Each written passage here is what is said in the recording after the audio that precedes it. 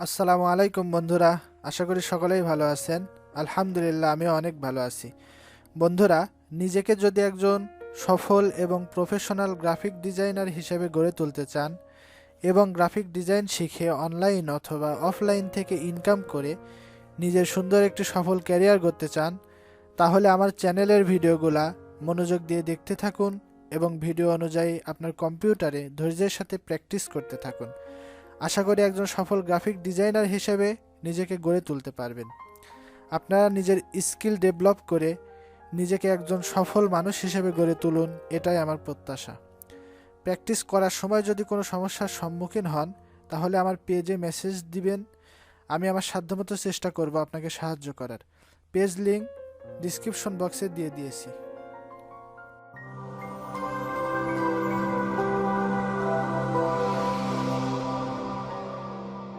স্ক্রিনে যে লোগোটি দেখতে পাচ্ছেন, আজকে এই লোগোটি একদম সহজ পদ্ধতিতে ডিজাইন করে শেখাবো। একটা ডিজাইন বিভিন্নভাবে করা যায়, কিন্তু সহজ পদ্ধতিতে কিভাবে করতে পারবেন আজকে ভিডিওটি দেখলে সে সম্পর্কে দক্ষতা অর্জন করতে পারবেন। তাহলে চলুন শুরু করি। লোগোটিকে পাশে রেখে দেই, এই পাশে রেখে দিলাম। এখন দেখেন লোগোতে আছে কি আমাদের।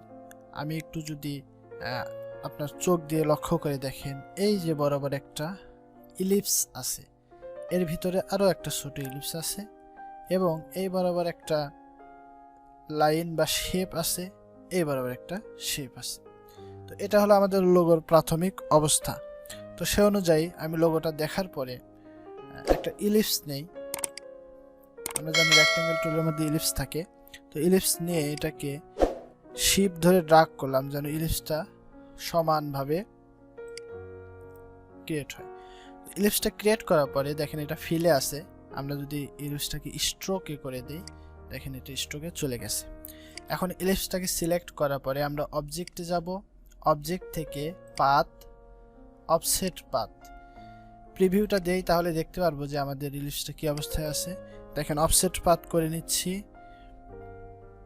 আমরা 60 পিক্সেলে। এখানে সব মনে রাখবেন যে আমরা 60 পিক্সেলে এটাকে অফসেট পাথ করে নিলাম।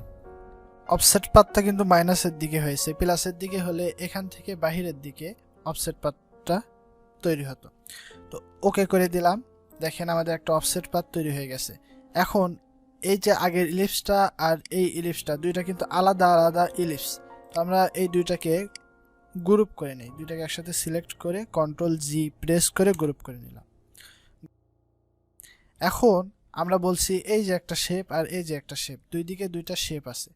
তো আমরা একটা রেক্ট্যাঙ্গেল টুল নিলাম, এখানে ক্লিক করলাম।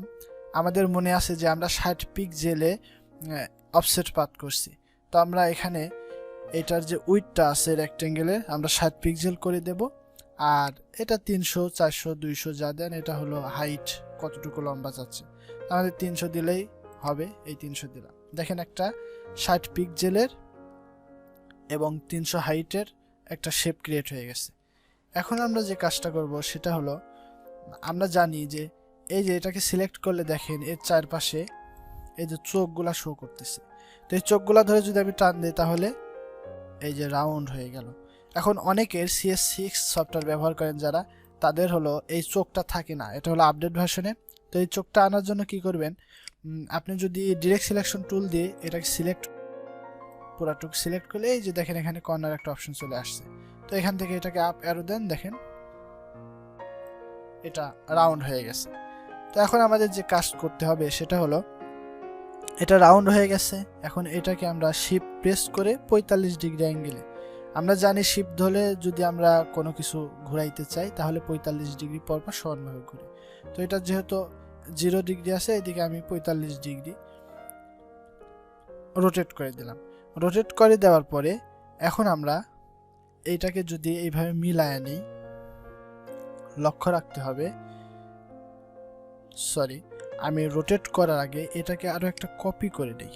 এই যে অল্টার প্রেস করে ধরে কপি করে নিলাম। এখন এইটাকে আমরা রোটেট করে দিই 45 ডিগ্রি। এই রোটেট করে দিলাম। আপাতত এভাবে এটাকে বসাই। সবসময় মনে রাখবেন এটা বসাইলাম, এটাকে আমি যদি রুলার নেই, কন্ট্রোল আর প্রেস করে রুলার নিলাম, এই যে দেখেন দুই পাশে রোলার শো করতেছে। তো এই একটা রোলার এইভাবে টান দিলাম এবং এই একটা রোলার এখান থেকে এই একটা রোলার এইভাবে টান দিলাম। আমাদের যে কাজ করতে হবে, এই যে আমরা শেপ নিছি, এই শেপটাকে একদম এই যে ইলিপসের এই বরাবর এই মাথাটা এইভাবে মিল থাকতে হবে। আমি এইটাকে যদি মিল রাখতে চাই, দেখেন এইভাবে মিল করে দিলাম রুলারের সাথে। এখন এইটাকে ধরে আমি যদি নিচের দিকে নামায় দেই ইলিপসটাকে, তাহলে আমাদের এটা মিলে যাবে। এখন সমস্যা হচ্ছে যে এই জায়গায় পারফেক্টভাবে মিললো কিনা সেটা বোঝার জন্য আমাদেরকে আউটলাইন করে দেখতে হবে পারফেক্টভাবে মিলছে কিনা। তো আমি কন্ট্রোল ওয়াই প্রেস করলাম, দেখেন এইটা একদম আউটলাইন হয়ে গেছে। যদি এটা জুম করি, জুম করলে দেখেন এই যে অনেকখানি অংশ ফাঁকা আছে, পারফেক্টভাবে মিলে নাই। তো আমি কি করব, ইলিপসটাকে ধরে একটু আপ অ্যারো প্রেস করে অথবা শিফট ধরে মাউস দিয়ে ড্র্যাগ করে সিলেক্ট করলাম, এই যে শিফট ধরে এটাকে সমান করে বসাই দিলাম। এখন এটা মিলে গেছে।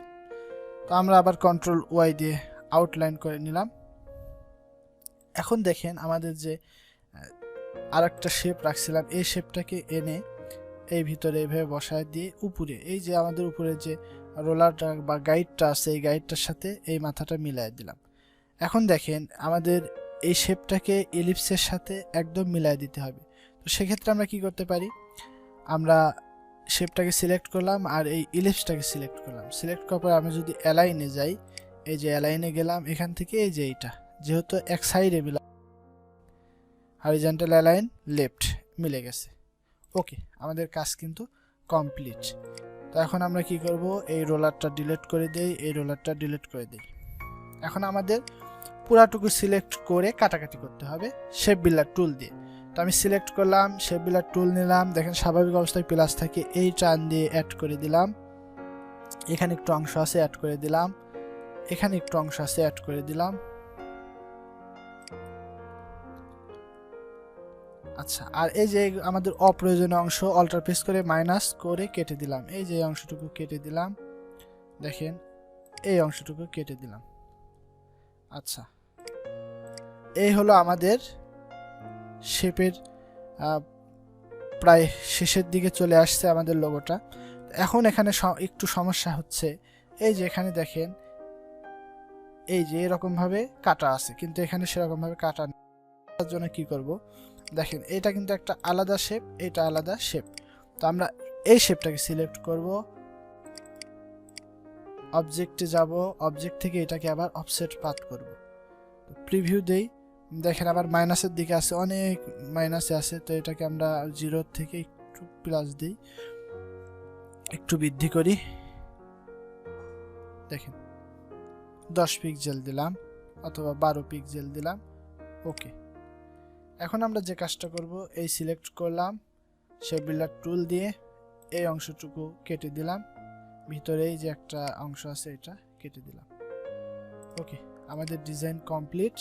এখন আমরা এটাকে সিলেক্ট করলাম, আইড্রপার টুল দিয়ে এখান থেকে এই কালারটা দিলাম, এটাকে সিলেক্ট করলাম, আইড্রপার টুল দিয়ে এই কালারটা দিলাম।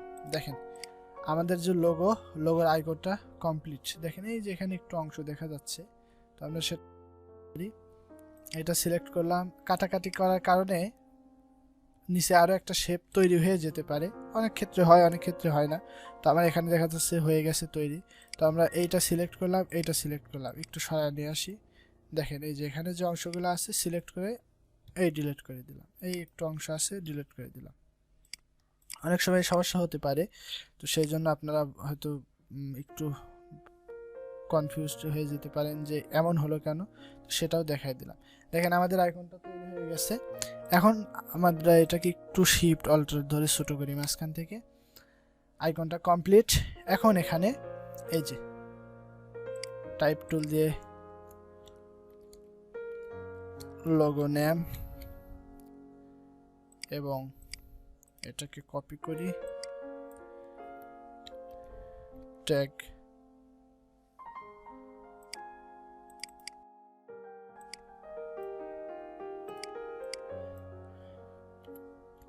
ট্যাগ